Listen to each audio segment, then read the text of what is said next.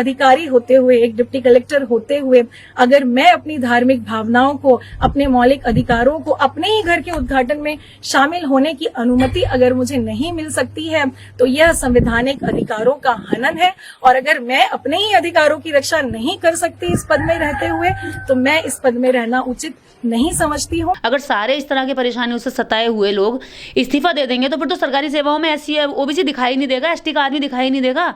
तो ये आप क्या संदेश दे रहे हो समाज को कि आप नौकरियां छोड़ दो? निशा बांगर जी, आप इस्तीफा मत दीजिए, समाज आपके साथ खड़ा, आप जब आवाज लाएंगे जहां जरूरत होगी निर्देश आपके साथ खड़ी होगी। अगर बहन जी ने वो इस्तीफा दिया था तो इस देश के बच्चों के लिए दिया था, इस देश के अंदर हो रहे शोषण अत्याचार के खिलाफ दिया था, और वो एक ऐसा इस्तीफा था जिसकी वजह से बाकी और सदन में बैठे हुए लोगों की आंखों में शर्मिंदगी हुई और इस समाज को गर्व हुआ कि वो हमारे अधिकारों के लिए, हमारे शोषण के खिलाफ इस्तीफा तक दे सकती है। लेकिन बाबा साहब ने भी इस्तीफा दिया था सदन से जब हिंदू कोड बिल को लेकर। तो ये जो हमारे महापुरुष हैं, बड़े बड़े जो मतलब बलिदानी लोग रहे हैं, उन्होंने पद त्यागे हैं समाज की खातिर, उन्होंने बदले में क्या मिला? देखिए, बाबा साहब डॉक्टर अंबेडकर ने भी हिंदू कोड बिल पास ना होने पर संसद से इस्तीफा दिया। उसके पीछे इस देश की 50% लगभग 7 से 12 करोड़ जनता के बीच में महिलाओं की भागीदारी और महिलाओं के हक, अधिकार और सुरक्षा का मामला था, जो उनके इस्तीफे की बदौलत ये हुआ कि हिंदू कोड बिल बाद में टुकड़ों टुकड़ों में भारतीय नारियों को दे दिया गया। ठीक है, लेकिन राजेंद्र पाल गौतम जी के इस्तीफे से समाज को आप पार्टी ने क्या क्या दिया?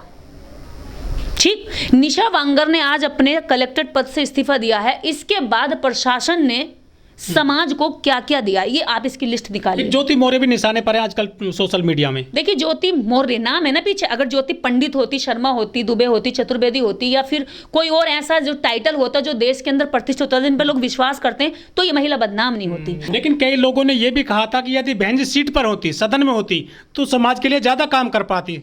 इस्तीफा देने से क्या मिल गया? किसी भी तरह से इस्तीफा देना सही नहीं था। बहन जी ने भी जो इस्तीफा दिया उसके पीछे उनका कोई ना कोई वजह जरूर रही होगी, लेकिन वो एक पॉलिटिकल, एक ऐसा स्टंट था जहां कुछ समय पर बड़े बड़े पॉलिटिशियन को एक स्टंट लेना पड़ता है। आप देखेंगे कितनी सारी घटनाएं उसके बाद में, उससे भी पहले बहन जी ने तब तो नहीं लिया इस्तीफा। लेकिन एक पॉलिटिकल सिनेरियो जब आता है ना, तो उसमें कुछ लीडर्स बहुत सूझबूझ करके उसको लेते हैं। ये क्रिएट किया जाता है कि इस तरह से, और हम यहाँ से जो भी कदम उठाएंगे वो समाज के हित में जाएगा। लेकिन आपको इस्तीफा देने से पहले क्या राजेंद्र पाल गौतम जी ने सोचा उसके बाद कि मेरा क्या होगा, मुझे कैसे आगे काम करना होगा, फिर मैं क्या करूंगा? पार्टी तो इस्तीफा लेने के लिए तैयार बैठी है, क्योंकि वो तो चाहती है कि आप छोड़ो और जाओ। बहन जी अपनी पार्टी की खुद एक मुखिया हैं, आप दूसरों की पार्टी में हैं, आप वहां से जब हट रहे हैं तो आपको ये, आप उसको सीधे सीधे तौर पर कह सकते हैं कि वो मुझसे मांग रहे हैं इस्तीफा। बहन जी किसी की पार्टी छोड़कर नहीं आई थी। लेकिन अपने निजी कार्यक्रम के लिए तो कोई भी छुट्टी ले सकता है डिपार्टमेंट से, इसमें क्या दिक्कत है? नहीं, निजी कार्यक्रम के लिए छुट्टी अगर नहीं मिल रही है तो और भी बहुत सारे तरीके हैं करने के। ये कौन सा तरीका हुआ कि इस्तीफा दे दो? कितने सारे डिपार्टमेंट, सभी डिपार्टमेंट में आपके सीनियर छुट्टी के लिए नहीं होते, आपके साथ सहमति नहीं देते सहमति, तो इसका मतलब ये हो गया आप नौकरी से इस्तीफा दे देंगे। अगर उस दिन नहीं हो रहा तो किसी और दिन कर लीजिए, अगर उस दिन भी नहीं हो रहा तो किसी और दिन कर लीजिए। गृह प्रवेश की ऐसी क्या विडंबना आ गई। बुद्ध, अगर आप बुद्ध की फॉलोवर हैं, डॉक्टर अंबेडकर की फॉलोवर है, पहली बात तो यह कि इस सिस्टम में गृह प्रवेश का कोई मतलब ही नहीं बनता, कोई लॉजिकल बात नहीं है। आपने घर बनाया, जिस दिन आप चाहो उस दिन एंट्री कर लो, और अगर ऐसा सार्वजनिक कोई कार्यक्रम करना चाहती है अपने निजी आवास पर तो किसी भी दिन कर लो। इसमें कौन सी बड़ी बात होगी कि आप प्रशासन को इसके लिए फोर्स करेंगी? मैं यहाँ पे इनकी इस बात से बिल्कुल भी सहमत नहीं हूँ कि आप इस्तीफा दे रही है। दोस्त, ये नौकरी बहुत मुश्किल से मिली है, आप इसको सही तरीके से। देखिए, इस्तीफा देना किसी भी प्रॉब्लम का सॉल्यूशन नहीं है। जो इस समय वर्तमान सरकार है और जो व्यवस्था है वो तो चाहती है कि एससी ओबीसी के लोग नौकरियों में ना रहें, सरकारी सेवाओं में ना रहें, और वो इसी काम को रिजर्वेशन के तहत उस समय कट ऑफ में करते हैं, उस समय जब नियुक्ति होती है तब करते हैं। कोई भी अधिकारी कर्मचारी आज की डेट में ये कहने को राजी नहीं है कि हम सरकारी नौकरी में किसी भी तरह से प्रताड़ित करने से बच रहे हों। मेरी दिन भर में 2-4 लोगों से बात होती है, सब लोग कह रहे हैं कहीं ना कहीं सताया जा रहा है, लेकिन इसका मतलब ये तो नहीं हुआ कि सब इस्तीफा देकर घर बैठ जाएं। मैं ये बात निशा बांगरे जी से, और एक और हैं ज्योति मौर्य जी, ये दोनों महिलाओं का विषय भी इस समय चल रहा है। ये उत्तर प्रदेश की है और वो बरेली में डिप्टी कलेक्टर रही हैं अभी वर्तमान में। इन महिलाओं को मैं ये कह देना चाहती हूँ कि किसी भी प्रॉब्लम का सॉल्यूशन उस प्रॉब्लम से भागना नहीं है, उससे लड़ना है। आपकी आज की लड़ाई नहीं है, ये वर्षों की पिछली लड़ाई है और आगे भी आपके बच्चों को ये देनी है। अगर आप अपने आज बच्चे देखेंगे तो आपके बच्चे क्या सीखेंगे कि आप छोड़कर भागे, आप लड़ाई को, समस्या को छोड़कर भागे, आप उससे रास्ता नहीं निकाल पाए और आप इतनी मुश्किल से नौकरी तक जाते हैं। अरे SC OBC और ST के बच्चे जीरो से स्टार्टिंग करते हैं, वहाँ से संघर्ष करते हैं, तब इन नौकरियों तक पहुँचते हैं। कहाँ कहाँ उन्हें कास्टिज्म झेलना पड़ता है, तब उनको इस कुर्सी पर बैठने का सुख मिलता है। आप इस कुर्सी पर बैठ करके समाज की और बहुत सारी लड़ाइयाँ लड़ सकती हैं। समाज के गरीब बच्चों के लिए स्कूल खोल सकती हैं। समाज के बहुत सारे काम ऐसे हैं जो कर सकती हैं। समाज को अम्बेडकरी विचारधारा के लिए कैडर लगवा सकती हैं। अपना 1-2-4 कार्यकर्ता खड़े करके गाँव छोड़ सकती हैं कि जाइए आप इस विचार का काम करिए, आप अपनी शांति से नौकरी कर सकती हैं। लेकिन आप ऐसा ना करके अगर आप इस्तीफा दे रहे हैं तो मुझे लगता है कि आपने अपने लाइफ में और प्रॉब्लम्स क्रिएट कर ली हैं। आप नौकरी मत छोड़िए, अभी आपका इस्तीफा मंजूर हुआ नहीं है। मैं आपसे अपील करती हूँ कि आप नौकरी मत छोड़िए और मैं बात करूँगी उनसे, नंबर पहुँच गया है मेरे पास, कि आप इस्तीफा ना दे करके आप उस नौकरी में अपने चैलेंजेस को फेस करिए। और फेस करके एक तरफ आप अगर सर्वधर्म की बात कर रही हैं या बुद्धिज्म की बात कर रही हैं तो उसकी आइडियोलॉजी पर आप अपने लोगों से या अपने समर्थकों के माध्यम से उस विचारधारा का प्रचार प्रसार कराइए। नौकरी को आप शांतिपूर्ण तरीके से कर सकती हैं। और अगर आपको सर्वधर्म का सम्मान या सर्वधर्म का प्रचार प्रसार अपने निजी रूप से ही करना था, व्यक्तिगत तरीके से, तो फिर नौकरी ना करके आप ये सब काम कर सकती थी। हमें पता था कि मैं नौकरी नहीं कर पाऊंगी, मेरा दम घुटेगा, मैं तैयारी से बाहर आ गई और मुझे लगा कि मैं ये सब नहीं कर पाऊंगी। क्योंकि सिस्टम को जब देखा ना तो लगा कि वहाँ हमारा जो ज़मीर है, हमें सिस्टम में रह करके वो मारना पड़ेगा, क्योंकि आपको सिस्टम फॉलो करना पड़ता है। सिस्टम का रूल ही ये है कि जो सिस्टम में रहेगा, बहुत सारे लोग तैयारी करते हैं, पहले कहते हैं मैं भ्रष्टाचार को बिल्कुल खत्म कर दूंगा, मैं जब प्रशासन में जाऊंगा तो मैं भ्रष्टाचार करूंगा ही नहीं। लेकिन जब वहां जाती है ना फाइलें और आता है प्रेशर, तो व्यक्ति मजबूरन उन कामों को करने के लिए तैयार होता है जो कभी उसने सोचे नहीं होते हैं। और आज सिस्टम में अगर आप हैं तो आप सिस्टम की बारीकियों को समझिए, अपने लोगों को समझाइए, उनकी पेचीदा चीजें जो आपके लोगों को आगे आके समस्याएं झेलनी पड़ सकती है कि इस तरह से प्रशासन में होता है। नए बच्चे जो पढ़ाई कर रहे हैं उनकी कैरियर काउंसलिंग करिए, उनको बताइए कि जब आप नौकरी में जाएंगे तो ये चीजें आपके सामने आएंगी और आपको इनसे बचने के ये रास्ते निकालने हैं। आप बुद्धिज्म या डॉक्टर अंबेडकर के विचारधारा को आप निजी रूप से फॉलो करती हैं, वहां का सारा सिस्टम आपके हिसाब से नहीं चलेगा, ना ही सारा सिस्टम आपको फॉलो करने लगेगा तुरंत। आपकी विचारधारा आप निजी रूप से किसी के अपने घर में या अपने लोगों के बीच में डिस्कशन कर सकती है। और रही बात इनकी शादी की काफ़ी चर्चा रही, इन्होंने संविधान की शपथ लेकर शादी की, मैंने काफ़ी उस समय हमने पोस्टें भी की इनके पक्ष में और बड़ी तारीफ़ें भी की, क्योंकि ये बहुत अच्छी बात थी कि दोनों ने शादी को कोई भी खर्चा या किसी भी घोड़ी बारात इस सब बिना खर्चे के किया।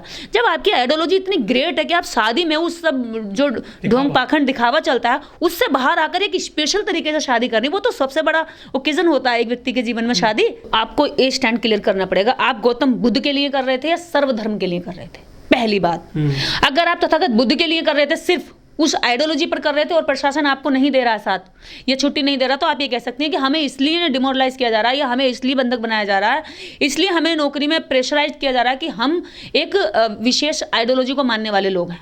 लेकिन अगर आप दूसरी लाइन में ये कह रहे हैं कि सर्वधर्म का हम एक कार्यक्रम करने जा रहे हैं, तो सर्वधर्म के कार्यक्रम आप किसी भी दिन कर लीजिए, उसके लिए कोई ज़रूरत नहीं कि आपको एक ही डेट फिक्स कर दी और वो डेट हटेगी नहीं, पत्थर की लकीर हो गई। तो मुझे नहीं लगता कि ये कोई रीजनेबल आप वो दे रहे हैं समाज को कि ये रीजन है। ये मुझे बहुत छोटी सी बात लगती है, मैं इसको ज़्यादा बड़ा नहीं मानती। सरकारी अधिकारी कर्मचारियों के साथ मेरा उठना बैठना बातचीत होती है, लगातार उनके साथ इस तरह से मेंटली डिप्रेस्ड में, मतलब इतने डिप्रेशन में चले गए हैं ऑफिसर, लेकिन फिर भी उन्होंने इस्तीफा नहीं दिया, वो फाइट कर रहे हैं, वो लड़ रहे हैं।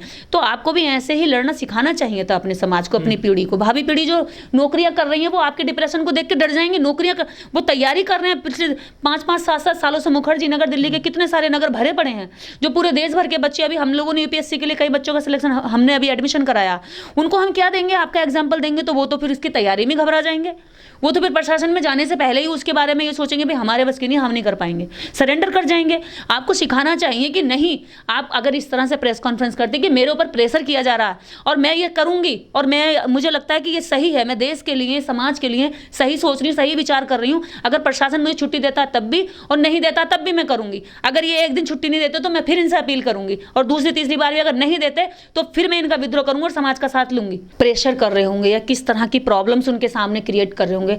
एक्चुअली होता क्या है, जब हम किसी भी प्रशासनिक सेवा में होते हैं, किसी भी विभाग में जब हम नौकरी कर रहे होते हैं, तो एक तंत्र है वो, और उसके अंदर हम एक टूल्स हैं और उसमें हम जब काम कर रहे होते हैं तो हमारे सीनियर के ऊपर और सीनियर के ऊपर, हर सीनियर के ऊपर एक सीनियर होता है और ऊपर से आया हुआ ऑर्डर हमें फॉलो करना पड़ता है। इनको किस तरह से विभागीय रूप से प्रताड़ित किया जा रहा है, क्या परेशानियां हैं, या तो वो पूरी तरीके से उसको डिफाइन करें कि मेरे साथ ये सब हो रहा है। लेकिन अगर आप नौकरी के बाहर एक कारण बता रहे हैं कि हमने मुख्यमंत्री जी को भी इन्वाइट किया, मैं अपने घर में कार्यक्रम रखूं, मैं प्रधानमंत्री जी को इन्विटेशन कार्ड भेज दूं, वो आए नहीं आए, मैं कह दूं मैंने तो इन्विटेशन कार्ड भेजा था। मुझे ही कितने सारे लोग इन्विटेशन कार्ड भेजते हैं और वो जगह जगह मेरे फोटो छाप देते हैं कि दीदी निर्देश सिंह आ रही हैं और दीदी निर्देश सिंह आ रही है, लेकिन मैं नहीं जाती क्योंकि मैं पहले ही, जबकि कितने कार्यक्रमों पहले ही मना कर चुकी थी कि मेरी डेट ये फिक्स है, मैं नहीं आऊंगी, मेरा कोई प्रोग्राम नहीं आने का, तब भी वो छप जाता है। लेकिन इसका सीधा सीधा मतलब ये तो नहीं हो गया कि आप पूरी तरीके से, देखिए प्रशासन में कास्टिज्म होता है, मैं इसको बिल्कुल इग्नोर नहीं करूंगी, ये हमारी मेन लड़ाई है भारत के अंदर। लेकिन आप इन छोटी बातों को आधार बना करके अगर नौकरियों को छोड़ने लगे तो मुझे लगता है कि देश के अंदर एक भी SC ST OBC का अधिकारी, कर्मचारी, यहाँ तक कि 4th क्लास कर्मचारी भी नौकरी के अंदर नहीं बचेगा, क्योंकि सबके साथ कहीं ना कहीं भेदभाव हुआ है। धर्म के काम के लिए ये बलिदान अगर है तो वास्तव में ये सही बलिदान नहीं है। ये आप इसमें अपना भी नुकसान कर रहे हैं और धर्म का भी नुकसान कर रहे हैं, और जो आने वाली जो भावी पीढ़ी हमारी फ्यूचर है वो तैयारी कर रही है, उसका भी मानसिक नुकसान कर रहे हैं, उसका मनोबल तोड़ रहे हैं। मनोबल तोड़ने की नहीं, मनोबल स्ट्रॉन्ग करने की जरूरत है। आप बड़ी समस्याओं के साथ यहाँ तक आए, तो उन समस्याओं से जब लड़कर आए तो आपको ताकतवर हो जाना चाहिए था, आपको उन समस्याओं से लड़के मजबूत हो जाना चाहिए था। जब आप छोटे लेवल पर होते तो समस्याओं को ये सोचते, जब आप बहुत कमजोर होते हैं, बड़ी समस्याएं आती हैं तो आप ये सोचते हैं मैं इन्हें पार कर जाऊंगा, और कर भी जाते हैं। लेकिन जब आप एक बड़े लेवल पर होते हो, छोटी छोटी समस्याएं होती, तब आप सोचते हो मैं इसे पार नहीं कर पाऊंगा। ऐसा क्यों? ऐसी साइकोलॉजी क्यों बन जाती है जब आप सक्सेस हो जाते हैं? जब आप सक्सेस नहीं होते तो आप सोचते हैं हर तूफान को चीर जाऊंगा, हर पहाड़ को छलांग जाऊंगा और मैं अपनी कामयाबी तक पहुंचूंगा। जब आप एक कामयाबी की कुर्सी पे बैठ जाते हैं तो आपको ये छोटी छोटी प्रॉब्लम एकदम बड़ा हुआ क्यों दिखने लगती हैं?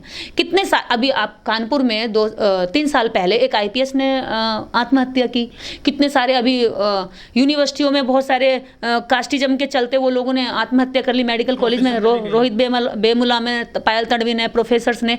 ये मैं इन आत्महत्याओं को समाज के लिए बिल्कुल भी प्रेरणा नहीं मानती। क्या मिला उससे? अगर आपकी समाज के प्रति सच्ची निष्ठा है तो आपको किसी तरह के त्याग के दिखावे की जरूरत ही नहीं है। आप एक पद पर रहकर लाखों करोड़ों लोगों का भला कर सकते हैं, वो करिए ना, वो गट्स आप में लाइए ना, वो ताकत, वो क्षमता पैदा करिए ना कि आप एक जो पावर है, जो पोस्ट है, उस पर बैठकर आप लोगों की हेल्प कर सकें। ये गट्स तो आप लाते नहीं। उसे छोड़ करके आप खुद भी एक आम आदमी की तरह एक कमजोर और निर्बल बनकर समाज के सामने का आईना खड़ा करते हैं। उससे क्या? राजेंद्र पाल गौतम समाज के लिए तो काम कर रहे हैं आज। मैं राजेंद्र पाल गौतम जी के पक्ष में हमेशा इंटरव्यू देती रही हूँ। वो इस समाज के लिए, देश के लिए उन्होंने 22 प्रतिज्ञाओं के माध्यम से पूरे भारत में 22 प्रतिज्ञाओं का एक बड़े स्तर पर प्रचार भी किया हुआ। हालांकि हम लोग बहुत वर्षों से बोलते आ रहे, गाँव हमने कैलेंडर छापे, लेकिन एक जब मंत्री बोलता है या कोई बड़े पद पर बैठा बोलता है तो वो अधिक प्रचारित होती है, क्योंकि स्ट्रीम मीडिया उसको भांप लेती है। लेकिन आज राजेंद्र पाल गौतम जी या निशा बांगर जी, ये लोग जब अपनी मर्जी से इस्तीफा देते हैं तो यहाँ पर आप अपने जो विपक्ष है उसको कभी भी दोषी करार दे ही नहीं सकते, क्योंकि आप तो खुद ही एक विक्टिम कार्ड खेलकर इतने विक्टिम हो जाते हो, कह दो लो जी हम पीटो, लो जी हमें मारो, और यही तो समाज करता आ रहा है, यही तुम लोग करके दिखा रहे हो। तो क्या है? तुम तो कहते मैं इसी पद पर रहकर समाज का वो करूंगा भला। अगर आम आदमी पार्टी को मेरा काम पसंद नहीं है, मेरा समाज के प्रति साथ खड़ा होना पसंद नहीं है, तो निकाल दे अपनी मर्जी से। मैं क्यों निकलूं? मैंने पार्टी में कोई गलती ही नहीं की। अगर पार्टी निकालना चाहती है तो मुझे निकाले, मैं निकल कर अपने समाज के लिए काम करूंगा। फिर भी इससे पहले बहन जी ने इस्तीफा दे दिया था सदन में खुलेआम, उनकी भी काफी आलोचना हुई थी। देखिए, बहन जी ने जो इस्तीफा दिया था वो एक सामाजिक ऐसी घटना थी जो जिस पर कोई नहीं बोल रहा था। ठीक है, वो कोई व्यक्तिगत, वो अपने हवन कीर्तन के लिए नहीं दिया था। उन्होंने एक ऐसी घटना पर आहत होकर दिया था कि पूरे देश के अंदर इस तरह की घटनाएं कंटिन्यू बढ़ती जा रही थी। जब बड़े बड़े संस्थानों में लोग और बच्चे मरेंगे, यूथ पीढ़ी को मारा जाएगा, कास्टिज्म के फांसी की उस पर चढ़ा दिया जाएगा, तो वहां पर कोई ना कोई नेता बोलेगा। और बहन जी सदन में बोली थी, और सदन में बोलने का मतलब है कि पूरी दुनिया में ये बात कह देना कि मैं अत्याचार शोषण बिल्कुल नहीं सहूंगी। और ये मैं अपने ऊपर नहीं कह रही थी वो कि मैं नहीं सहूंगी, मैं अपने समाज पर नहीं सहूंगी। बहन जी ने सदन से इस्तीफा दिया। सदन से तो आगे थे, वो मुद्दे तो उठा सकती थी और भी काम कर सकती थी समाज के लिए। देखिए, मुद्दे बहन जी जब समाज पर अत्याचार आया, मुझे लगता है कि इस भारत के अंदर यदि समाज, ये दलित समाज किसी पर भरोसा करता है और निष्ठा के साथ जुड़ा है और आत्मीयता अगर किसी पार्टी के साथ मानता है या किसी नेता के साथ मानता, तो बहन जी है। ठीक है, एकमात्र बहन जी नाम है, या इर्द गिर्द इनारे किनारे कुछ और लीडर हो सकते हैं, लेकिन मुख्य जो स्तंभ है वो बहन जी हैं। जब आप किसी व्यक्ति के प्रति नफरत निकालना चाहेंगे तो दोनों पक्ष में आप खेल सकते हैं, ज्योति के तरफ भी खेल सकते हैं, ज्योति के पक्ष में भी खेल सकते हैं, और ये वही हो रहा है, क्योंकि वो इस महिला की मैं गलती ये मानती हूँ जिसके साथ ही अटैच है, वो एक ऐसा विष है जो वो कभी बख्शेगा नहीं, और वो अपने पति के साथ कैसे रिश्ते रहे कैसे नहीं रहे उसका निजी जीवन है, लेकिन जब आज सार्वजनिक हो गया तो हमें बोलने की मजबूरी बन गई है। भारत में जब आप कास्टिज्म की बात करेंगे, मैं ये नहीं कह रही हूँ किसी एक पर्टिकुलर किसी जाति को कि वो ज़्यादा अच्छी है या वो ज़्यादा बुरी है, मेरा कहने का मतलब ये है कि जब आप एक एसडीएम पद पर जाते हैं तो आपकी बुद्धि और विवेक, आपके ब्रेन को डेवलप होने का और मैच्योर होने का एक अवसर मिलता है। जब एक अनपढ़ लड़की, गांव की लड़की जिसने कुछ नहीं देखा होता, जिसने कोई ज़्यादा अच्छी किताबें नहीं पढ़ी होती हैं, थॉट्सफुल उसके ब्रेन में कुछ स्टोर नहीं हुआ होता है, तो क्या होता है वो जल्दी बहक जाती है। लेकिन जब आप शिक्षित होकर के यहाँ हैं, मैं प्रेम को या डाइवोर्स को भारत के अंदर इतना आसान होना चाहिए कि लोग इस तरह की घटनाओं पे ना आए।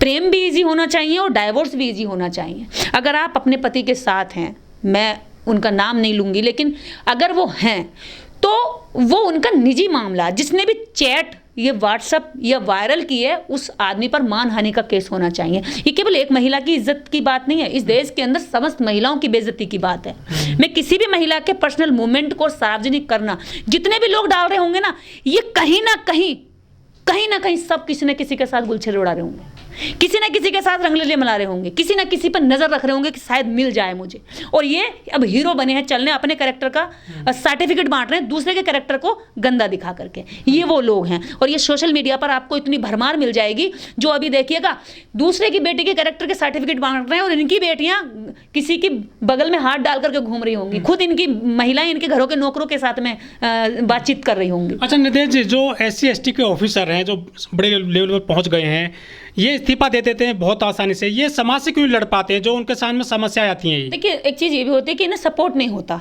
इनके पीछे बैकअप नहीं होता, कोई इनकी बात सुनने वाला कोई ऊपर नहीं होता और ऊपर नहीं होता, क्योंकि जहां ये हैं इसके ऊपर सारे लोग इनके विपक्ष में बात करने वाले तो हैं, लेकिन पक्ष में कोई नहीं है। ये क्या होता, दूसरी चीज और क्या होती है कि ये इनकी बैकग्राउंड में कोई धन या कोई पैसा, सुसाइड करेंगे या फिर नौकरी से त्याग पत्र देते हैं। ये सुसाइड करना, नौकरी से त्याग पत्र देना, आप लोग ये बंद कर दो। मैं ये कहती हूँ, मेरे तो सीधा तड़वी हो चाहे रोहित वेमुला हो, बहुत सारे ऐसे मामले हैं जिन्होंने अपनी जिंदगी से तौबा कर लिया, नौकरी से तौबा कर ली है। कब तक मरते रहेंगे, कब तक मरोगे? बाबा साहब डॉक्टर अंबेडकर ने जीना सिखाया था, बाबा साहब अंबेडकर ने जीने के लिए संविधान दिया था, लड़ने के लिए अधिकार दिए थे, और ये मरने पर उतरे हुए हैं, ये पदों को छोड़ने पर उतरे हुए हैं। बाबा साहब यदि उस समय इस्तीफा देकर गए होते, इसीलिए गए थे कि ये महिलाएं दमदार बने, ये मजबूत बने, आज ये मजबूत बनकर भी इस्तीफा दे रही हैं, तो बाबा साहब अंबेडकर का तो इस्तीफा देना सदन में बेकार ही हो गया। बड़ा उदाहरण हम आपको बता देते हैं, जो महिलाएं हैं, जो पहलवान है, वो टक्कर दे रही हैं सामने वाले को, उन्होंने कोई इस्तीफा नहीं दिया और ना उन्होंने वो पीछे हटी है, ना सुसाइड कर रहे हैं, बाकायदा अपनी सेवाओं का पूरा लुत्फ उठा रहे हैं। जो उनकी सैलरी आ रही है उसे ला रही हैं, और वो आराम से नौकरी का भी पैसा ले रही है, ऊपर से वो विरोध भी कर रही है। क्या ये हमारी महिलाएं नहीं सीख सकती? क्या हमारे देश में केवल ये सिखाया जाएगा कि हाँ भाई आप हमेशा विक्टिम बने रहो, आप हमेशा पीड़ित बने रहो, शोषित बने रहो? तो महिला पहलवानों ने भी खेला था। देखिए, वो विक्टिम कार्ड था या सच था या झूठ था, उसमें बहुत सारी चीजें अभी क्लियर हो रही हैं। मैं उसको ना तो विक्टिम कार्ड कहूँ, वो विक्टिम थी, ऐसा नहीं है कि वो विक्टिम नहीं थी। विक्टिम कार्ड जब होता है, जब अपने वो मेडल डालने गई थी गंगा जी में, उनको तो रोक लिया था ना समाज के लोगों ने, आखिर इन लोगों को क्यों नहीं रोक पाते जो SC/ST के हैं? हम तो अभी भी कह रहे हैं, निशा बांगर जी, आप इस्तीफा मत दीजिए, समाज आपके साथ खड़ा, आप जब आवाज लाएंगे, जहां से जरूरत होगी निर्देश आपके साथ खड़ी होगी। और मैं ही नहीं, देश के अंदर जितने भी लोग हैं, आपकी आइडियोलॉजी, आप जिस तरह की आइडियोलॉजी को फॉलो करती है, मानवतावादी और बुद्धवादी, उस आइडियोलॉजी को मानने वाले लाखों करोड़ों लोग हैं भारत में। आप इस्तीफा मत दीजिए, इस्तीफा अपनी पोस्ट पर रह करके लड़ाई करिए। आप इस काम को करने के लिए हमें सपोर्ट करिए ना, हम साथ देंगे, सड़क पर हम लड़ेंगे, विभाग में आप लड़िए, और संसद में और सदन में हमारे नेता लड़ें, तो तभी लड़ाई पूरी होगी। अगर कोई सोचे कि मैं नौकरी भी करूं, मैं ग्राउंड पे भी काम करूं, फिर मैं नेता भी बनूं, तो ये जो है, ये सब में आपके हाथ कुछ नहीं लगता। यही होता है अधिकारियों के साथ, पहले वो नौकरी करना सोचते हैं, जब उन्हें लगता है कि नौकरी पे प्रेशर है, ऊपर से क्या कहते हैं, नेतागिरी ज्यादा स्ट्रॉन्ग और पावरफुल चीज है, तो फिर वो सोचते हैं यहाँ से हटो, नौकरी छोड़ो और राजनीति में जाओ। तो ये सब इसके चक्कर में वो यहाँ से यहाँ, यहाँ से यहाँ के चक्कर में टाइम निकल जाता, पैसा खर्च हो जाता, छवि खराब हो जाती है और हाथ कुछ नहीं लगता।